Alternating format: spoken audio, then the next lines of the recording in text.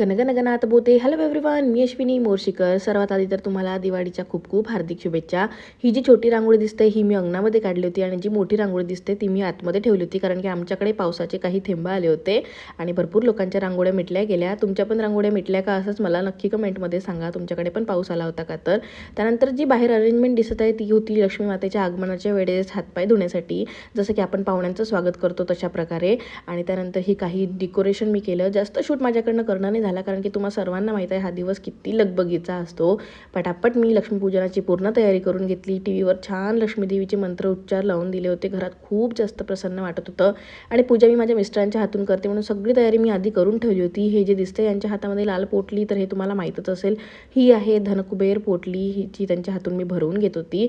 त्यानंतर हा पदार्थ आहे सगळे फराळाचे, यातले काही मी घरी बनवले, काही विकताचे आहेत. आणि इथे आता तुम्हाला दिसत असेल आम्ही कागदाची का पूजा करतोय. तुम्हाला वाटत असेल इथे का बरं हे अशी पूजा करताय.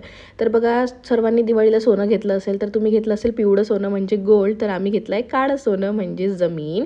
त्याच्यामुळे आम्ही इथे जी पण गोष्ट आपण खरेदी करतो दिवाळीला तिची पूजा करायची असते, म्हणून आम्ही आमच्या जमिनीची म्हणजेच या कागदपत्रांची पूजा इथे करताना तुम्हाला दिसत आहे. त्यानंतर छानपैकी 5 आरत्या केल्या. खूप सुंदर असं प्रसन्न वातावरण झालं होतं आणि मस्त पूजा वगैरे केल्यानंतर सर्वांना कापूर दिला. इथे विनिशाला बघा किती काळजी तिच्या बाबांची, त्यांना कापूर देत आहे. कधी मला कापूर देते, म्हणजे तिला असं खूप असं प्रेमळ आहे ती तशी, आणि खूप जिद्दीसुद्धा झालेली आहे.